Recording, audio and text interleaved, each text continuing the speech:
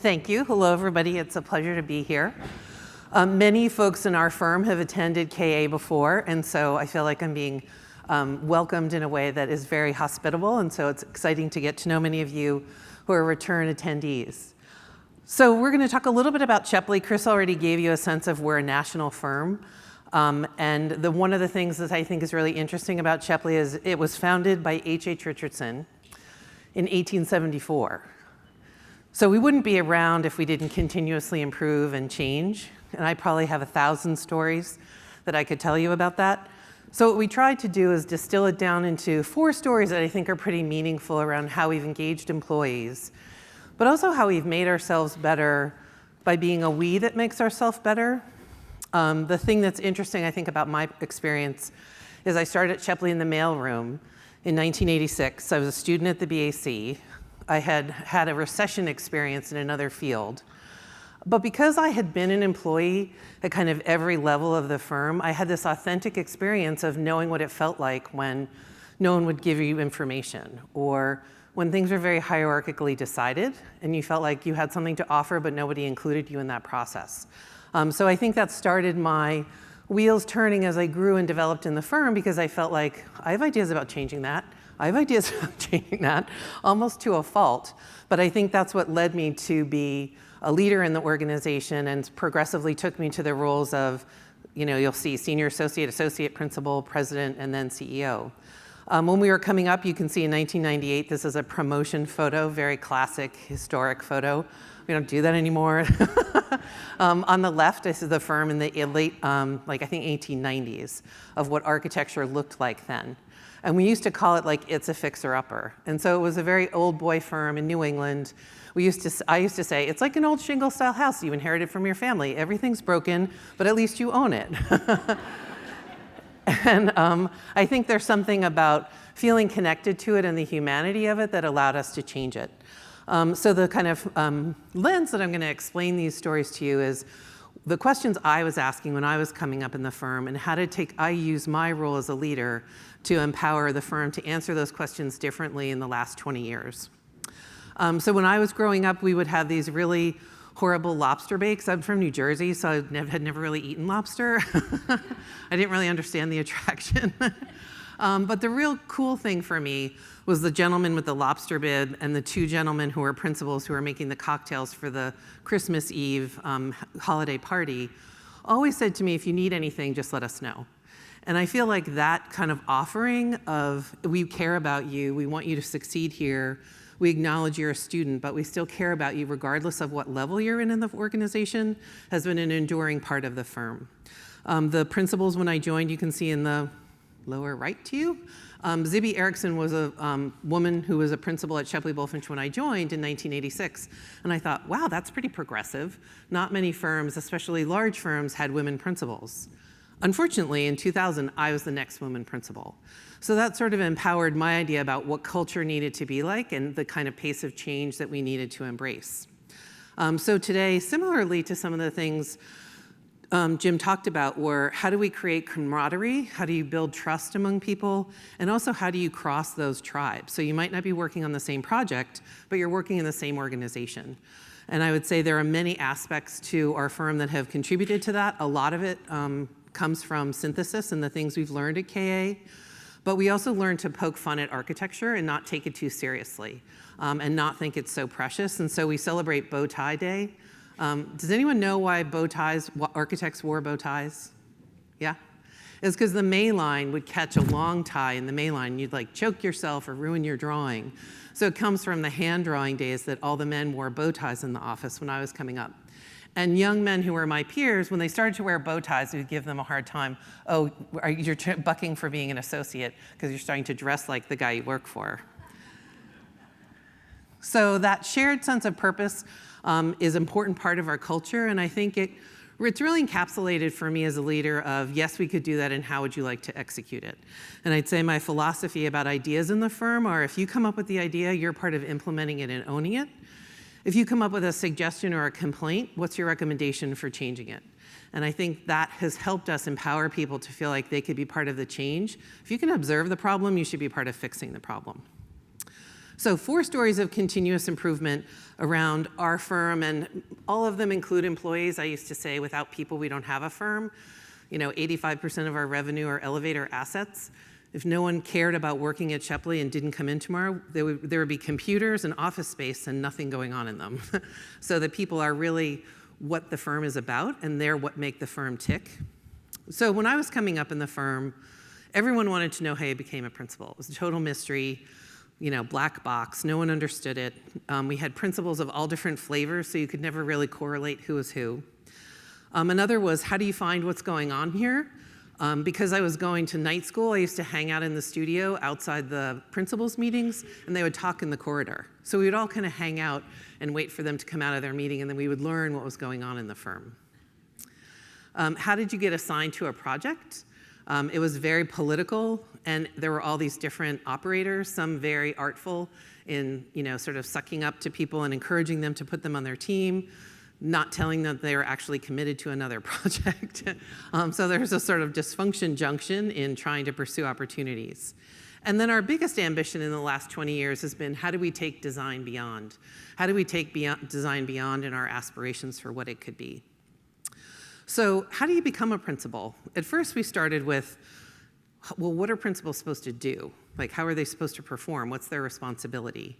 And that a title is not a reward. It's a responsibility to be a leader. It's not an attaboy or a pat on the back. That comes in different ways. And so we realized we hate to create some clarity of roles, but also a way to get someone to the level of principal. And also, probably most importantly, not to make it a mystery. So people didn't feel like they lost out, but they realized that people were on different paths. So this was the organizational structure when I was a young architect in the professional staff. And it was a complete mystery what any of those terms mean. We didn't know what an associate was. We didn't know what it meant. It was all kind of cryptic, and it was all traditional. And so whenever you asked a principal or the president of the firm to explain it to you, they would sort of fall back on, well, it's always been that way. That's the way we do things. And that was never quite fulfilling enough for my peers and my generation of leaders. So the first thing we did was to start to develop what are leadership criteria. What does it mean to be a leader at Shepley Bulfinch? And I would hope that every firm looks a little bit different, but I bet they're very common attributes. And what we found is there were a number of people that were quite ambitious that only had a couple of these, and they were driving them really hard. But if you didn't really have the full complement of those, you weren't going to succeed as a leader in the organization. So we broke the idea of principal, instead of having the Baskin-Robbins of all different flavors of principal, into a couple different categories. One was focused on business development and how does work come to the firm, who wins work for the firm, who takes on the responsibility of nurturing relationships with clients so that we could continue to build the practice we wanted to have and the exciting projects we wanted to do. The second was, who does the work? Who gets the projects done? They were getting more complicated, they were getting larger, they were needing areas of expertise. That's a huge area for us to focus on. And then the administrative, which I'd say is really operations as well, was who are the departments that are running things, whether it's IT or HR or marketing or the frameworks, finance, the frameworks that ran the whole organization. And so we broke down what had been one principal group into principals, directors, and vice presidents. And so they had that correlation to their responsibility. Of course, the VPs have managers that help them run their department and their projects. They have administrative staff or entry-level positions that kind of feed that pipeline. And there have been people in our office that started in administrative staff, and our VP of HR started that way, grew with the firm, and was developed in the organization. The next phase was identifying professional staff as where much of the design staff, interior design, architects start their process. But then they get developed so they are project leaders, whether they're project architects or job captains or running an area of expertise as a programmer or a planner. And then the new category that we framed that was a little bit different was the idea of having a fellow, that once we had identified that you had those leadership characteristics, we actually needed to teach you business development. We had to actually start to scaffold you in pipeline and train you how to think about being a principal, how to compose a proposal, how to go to an interview, how to design all of that process. And very little of what you had done in your project area had really trained you for that. And so it was a very visible place where we've said, we've made this person a fellow, we're identifying them, we're developing them, we're investing resources in them. And the exciting thing was people in the professional staff and project leadership areas and other manager areas were like, wow, that is a great person. I do want to follow them. I'm excited about a firm that might have that person as a principal someday. So it started to feed our succession planning. The next story is, how do I find out what's going on here? Shepley, it was always a verbal culture, probably 135 years of verbal culture. You learn things by talking to people, working in the firm. After a couple of years, you figured out who knew what and how that happened. You learned on your project and from the people you worked with, but there was very little learning across the firm. It was really episodic, and it was all delivered verbally, or 90% verbally. And there was also an aspect of us, as Chris mentioned, we were growing. We had an ambition to be a national practice. All of a sudden, we had other offices. Sharing and communicating and feeling like one firm was much more difficult when it was really about flying someplace and just talking to people. So, hence, synthesis and KA and sort of our adventure. But our intranet is called Finch. There was a design competition that Jim ran to name that. So Finch is now a verb. People say, well, you should Finch that, which means put it on our intranet. But this was the pipeline and onboarding that you got a to-do list and a training program of, these are the things you need to do to get to know Finch. These are the things we suggest you share about yourself, and also let people know what you're a resource for. I often say it's kind of a lottery when you come into the firm what your first assignment is, and just by having grown up there, I saw how you became so defined by your first assignment. It was so hard to know what else people were good at and what they were interested in. So it really helped us answer questions, get smarter together. At our table, we were talking about, this kind of intense debate about how do you count toilet counts in all these different codes? How do you get gender-neutral toilets through a building code? So there's these hysterical and interesting and very technical discussions that happen on Finch, but there's also a place to celebrate, whether it's someone becoming an architect or winning a design award or winning a new project, and that's all shared across the firm. And I feel like even when we're going to interviews, we're being better about sharing. We're going to an interview, here's the link to the deck that we're sharing. So it's not such a mystery how the firm wins work or what we're saying about ourselves or what those stories are. And probably the most important role for me is kind of the coaching I get and the help I get from our team, but how important it is as a CEO to be a cheerleader. The intranet isn't just for the people that work in your firm. It's for you to encourage them, like what they do, comment on what they do, post things. Jim and I posted our bow tie day picture yesterday. But it's an important role for how does the leadership say this is important. And when you're thinking about whatever communication tool, intranet diagram you have, how do you create cross-firm culture? People, I think, underestimate the role of a leader in people will follow you just because you're the leader. And you can move people along a lot faster than you think just by being willing to participate in something very actively. The third story is, how do you get assigned to a project? So who in the room loves the way they do staffing or project assignments in their office? Yeah, okay, we work in the same world. The hardest thing for us was really trying to map, and this was exacerbated by being quite successful in business development and winning a couple projects simultaneously that we really needed to staff up for, but also we needed to understand who had what skills and how did we move more quickly. And interestingly, listening to Jim's discussion, I think there have been some collateral benefits. But the way it used to be done about 3 years ago was that the principals were actively involved. And they didn't ask for skills, they asked for people. And I used to say, so you want a Kelly-like object to work on their project, because Kelly's already fully busy. We can't put her on something else. But there were way too many cooks in the kitchen, from marketing and the principals and project managers, and then all the politics of individuals.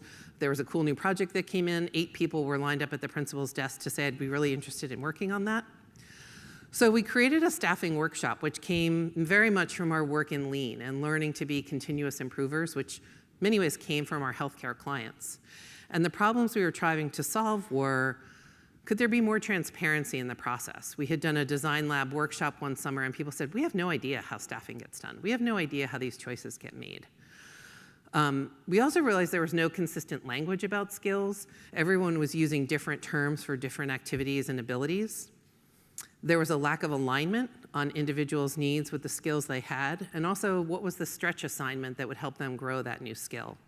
And so as a result, there really wasn't trust in the system. There were too many cooks in the kitchen and not a reliable outcome. So you can see the problem statement that there was a disconnect.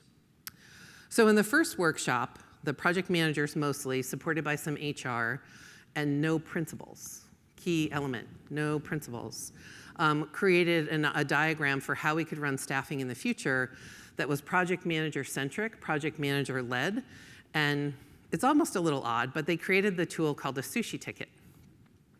So instead of asking for a person, you actually had to ask for the skills that you needed on a team. They created the staffing responsible body who was responsible for vetting those, comparing them, contrasting them, and starting to figure out how to recommend a team for a project. So here's what a sushi ticket looks like. And there's a couple other subtle things in there, like, do you even have a contract? Are we staffing a project that really shouldn't start yet? But here you can see you can get to the capabilities that you need for a project and start to think about the composition of the team before you think about the people. This is what our project manager meeting looks like every Monday, cross-office, all locations, everyone with their laptops open. Did you actually do a work plan for that project? We don't even see any demands for that. What do you mean you need 4 people? Someone will say, well, why don't you work on that work plan? We'll get to you at the end of the meeting. But what it created was a kind of shared sense of mission. And what I love is one of the more recent joiners to the staffing responsible body said, we have to staff the firm first and the project second. And so that means you can't hold on to people if the exact right skill is in a project that's probably finishing. Maybe it's a little early for that person to leave, but this other team critically needs them, and it's best for the firm if we move them. And that comes from the project manager. So they have incredible buy-in, and they're making the decisions. And so when principals come to me and say, I really need blah, blah, blah, I'm like, I'm not responsible for that. You need to go talk to the staffing responsible body. They'll listen to you. They really care about you being happy with the teams. And more recently, those people have said, we think we could have a bigger role in the career path and engagement and fulfillment for people who work in the firm. So back to a workshop. You can see our typology. We always do workshops for group buy-in and sort of synthesis, and it comes from our design process. But out of that came, we don't really know all of the skills people have. We don't know what they're passionate about. We don't know what they want to learn more about.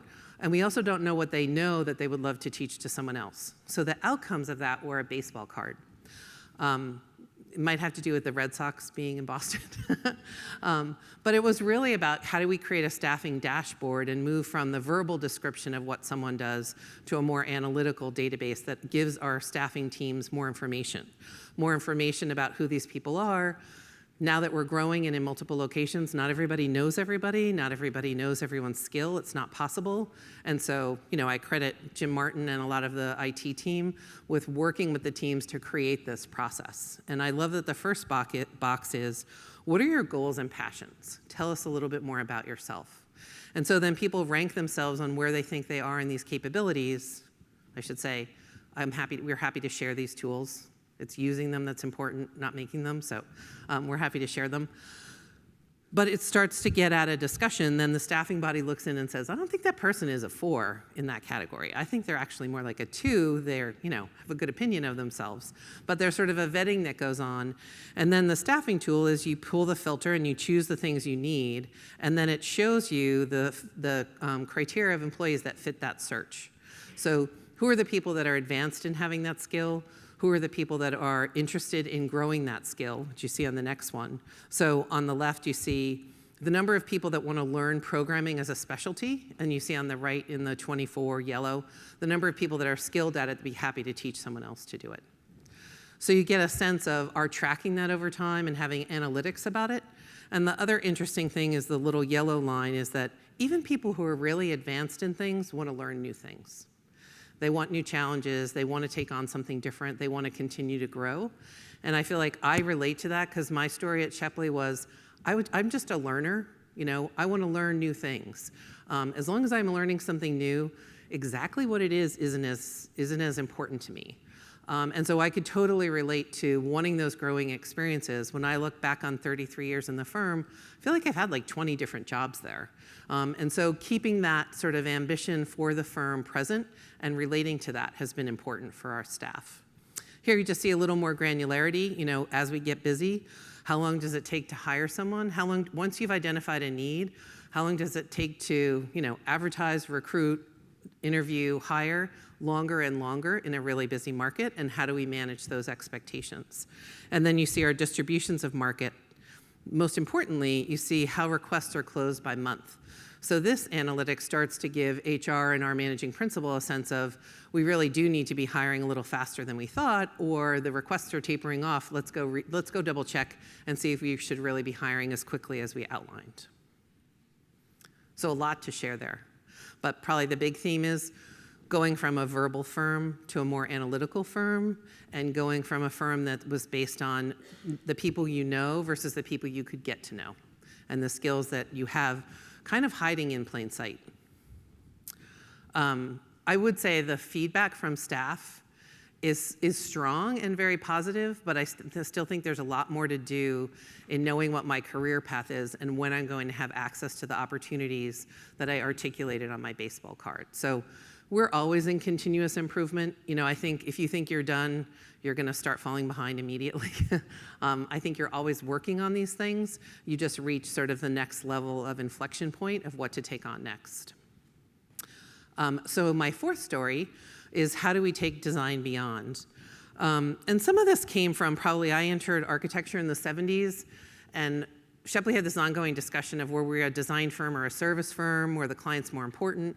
I never really thought that it was a binary thing. I thought we were supposed to do all those things. So as a young person, I was a little bit challenged by the way some of the people in the firm were talking about that. And so as we were up and comers, we were ambitious for design. We were ambitious to do things in new ways, to use new materials. The thing that gets under my skin the most is when someone says, well, that's the way we do things. I'm like, yeah, tell me it's the best way to do it. Do not tell me it's the way we do things. Because I think that's sort of showing a lack of curiosity and a lack of interest in continuing to improve things. I don't know about you, but I grew up in the world where there was a design principle and the rest of us were just architects. And the way that ran in the firm from the time I joined the firm, they did some beautiful projects, but I didn't think those projects were as good as they could have been if they had listened to more voices. So that was my personal experience and the experience of a lot of my generation. And it really fueled our design ambition in our last strategic plan, which was almost about 10 years ago. So about 10 years ago, we were saying we needed leaders to engage multiple points of view. And we wanted to break down that kind of hierarchical structure within the design team. And you can see how we've evolved from writing a design manifesto, to refining our strategic direction, to now defining skills of successful designers who work effectively in a healthy design culture. And the diagram that best represents that for us was the hierarchical design-driven process, where there was the id, the architecture id, that had the vision, and then everyone else had to implement that vision. And people found places of happiness and sort of fulfillment in executing that. They mostly got close to the clients for validation, but they didn't feel like they were really included in the design process. And so our effort has really to make design an idea-driven process that relies on a lot of discussion, a lot of iteration, a lot of dialogue, engaging the clients in dialogue. Increasingly, we're involved in processes where we're in a big room with the architecture, engineering, client, contractors, subcontractors, users, this incredibly diverse group of people that need to feel like it's a we, and that it is a process that we can choreograph that includes multiple points of view. I don't think it works for every firm, but it certainly works for us, and it certainly works for the kind of work that we do and the kind of clients that we engage with. So for me, it was, how do we measure design progress, and are design awards necessary? And I don't know that they are, but I think they're pretty simple validation of, are you succeeding? Are you recognized in the market? Do people know that you're doing great work? And so pursuing those became important for us, but also tracking our progress. And so I think this starts in 1923. But you can see that service firm in the 70s, right? That service firm decided not to pursue design awards and focus completely on servicing the client, which was probably valid since we're still here. But for our generation, starting around the early 90s to the mid 90s, we were more ambitious than that. And we wanted, and I think there's actually been, but I know there's been a design resurgence in our culture that cares about design in different ways. And so for us, that was also kind of a reflection of that, of tracking that accomplishment over time.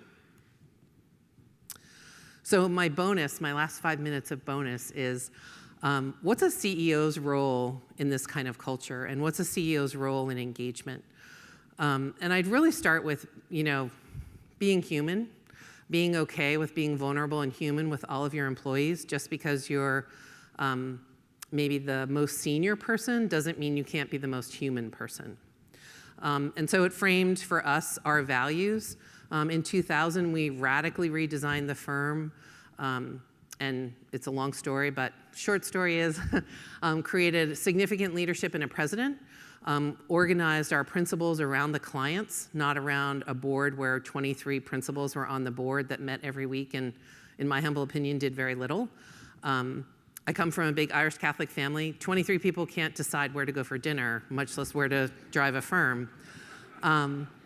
But the exciting thing was that we defined diversity as a key value. And I think part of it was us. A lot of our principals grew up in the 60s, were pretty liberal, had been part of the civil rights movement, and so they really cared about diversity. But I think the thing that really most got their attention is we worked for hospitals and higher ed, by and large, and those were the clients that cared about diversity ahead of architecture. And they started sending us RFPs that said, please describe your EEOC policies. And some of our principals were like, what is that? What is an EEOC policy? In the 90s and the early 2000s, we had a very progressive head of HR and a principal who did the hiring and made the rules around flexibility. And so we've had flex time for 25 years. What they said to us was, what do you need? Tell us what you need. And so I have 2 daughters who, used to sleep under my desk at the firm on Fridays. But we got to design what we needed, and I think that's a clue to the future because we wanted to be successful at work. We wanted to be leaders, but we wanted flexibility to do it in a way that worked for our families. And I think the firm supported that in a way way ahead of a lot of other organizations. Don't underestimate the value in saying that you care about something. I think stating your values, even though it sounds kind of corny, I don't know that any of you would really disagree with these, but making them part of that you say what you care about, I think is really important. It's kind of pulling the curtain away from the things that feel invisible to your employees and bothering to say them. And so our culture is really around inspiring, fostering, developing others. I think I'm 9th generation Shepley Bulfinch, so we know we're all passing through. So we're always developing the people that are coming up behind us and insisting on respect across the organization. There are definitely times that our clients don't have those values, and that's a whole other story Chris could ask me about. But this is a representation of the firm in terms of gender, male and female. Female is the lighter blue color. And then the more important thing that we've done in the last couple of years is actually measure gender and racial diversity across the different aspects of the firm. And interesting to me that the managers are more female. It's marketing and accounting and HR. Interesting. And the directors, which are more technical, more about getting the buildings done, and the expertise in architecture that's a little bit more technical, are more male. And so we're paying attention to that. I think you've heard other firms say, all of our design principal leaders are male. What's that about? So I think just bothering to look at that and think about it and see, is there something structural going on in your organization that's implementing that? The thing I'm most proud of is when I joined Shepley Bulfinch, it was actually a pretty racially diverse place. There was a principal from China, a principal from Egypt. There was a woman principal. It was an old boy firm, but it was actually already changing when I joined in the 80s. And I think in 2000, around 50% of the firm was women, but very small percentage of the principal group was women. And so today we're a women-owned business with more than half of our principals are women. Interestingly, the next generation's a little more male, so hope for you white men in the audience. For us, it's more about talent, but it's about caring that people of all kinds feel comfortable working at Shepley Bulfinch. And then also in the last couple of years, we've started to be more overt about measuring our diversity across race, trying to learn and understand how to create an equitable culture, learning how to talk about being white, and that the privilege that goes with that, and trying to appreciate the experiences of our colleagues who are not white and owning that whiteness of America and of architecture. So I've been really actively involved in that in the last couple of years. I think we have a long way to go, but I'm really excited that organizations like the Large Firm Roundtable are really talking about it.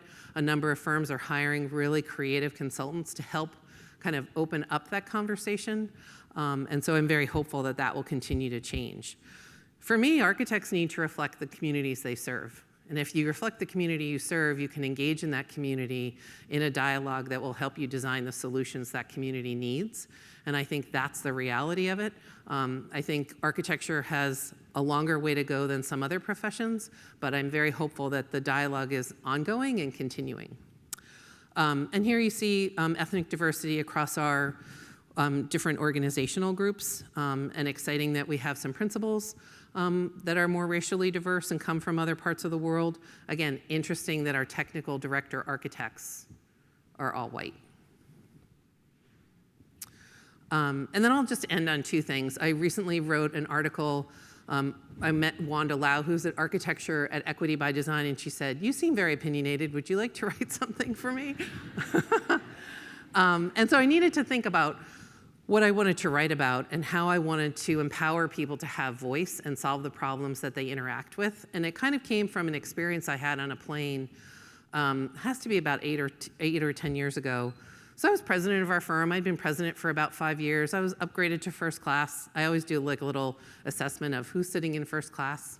How male is it? How diverse is it? That's my little game with myself. But I sat down next to this man and started chit-chatting. What do you do? He was a professor. And he said, what do you do? And I said, I'm an architect. And he said, oh, they let women be architects? God, I mean, seriously. I'm like, I'm 50 years old. Are you kidding me? And I said, yeah. And they let blacks and Latinos and Asians and all kinds of people be architects. And I thought, I'm so glad that I was ready to answer that question in a way that felt human and who I was and represented the culture I came from. And I think the interesting thing, the response he had was, thank you so much for saying something. I really didn't mean it that way. I meant to say I'd never met a woman architect before. But for me, it's been sort of writing this idea about speaking up and being prepared to speak up, because you will interact with those, I call them the kind of idiotic comments that spill out of someone's mouth, and maybe they meant it and maybe they didn't, but it still happened. And how do you prepare yourself to confront those and address them? And it's sort of one teachable moment at a time. And what I've encountered in our office is people who something weird happens, whether it's racial or design or someone didn't listen to me or whatever, and they didn't say anything in the moment, and they think the moment's gone forever and they can never do anything about it. And my big mantra is conversation number 2 is a really important conversation, because you can go back to that person and say, I should have said this then, but I was not happy with how that went. I really didn't appreciate how we handled that situation, and I'd like to improve on that with you. And I think that's such an empowering conversation, because you get to rehearse for it, prepare for it, decide what to say, ask for help. But it also, I think, strengthens people who feel like they're enduring things that they shouldn't have to endure, and empowers them to feel like they can do something about it. So the last thing I'll end on about employee engagement is how we deal with bonuses at the end of the year. And it's really just about being human and saying thank you and appreciating people and thanking them for their hard work. So the first year I was president, we had a pretty low bonus pool. I wasn't very proud of it. I was very happy about it. And I thought, what else could I do to show these people that work at Shepley that I appreciate them? So I wrote Christmas cards on sort of a architecture logo or a Shepley logo to every employee in the firm. And it was just me being me, and probably something my mother and grandmother taught me to do, to write thank you notes. The feedback I got from the employees was startling. Like, to a person, to a level, the thank yous I got from people for noticing them, thanking them, and bothering to write them a card that took maybe a minute was pretty remarkable. So I'm on year 15 of writing Christmas cards to every person in the company that gets clipped to their bonus check. And that's the thing that I hear more about from employees around engaging them and caring about them as people than any of the other stories that I've told you. So I'll leave you with that very simple human thing to think about how that might work or could work in your organization. So thank you.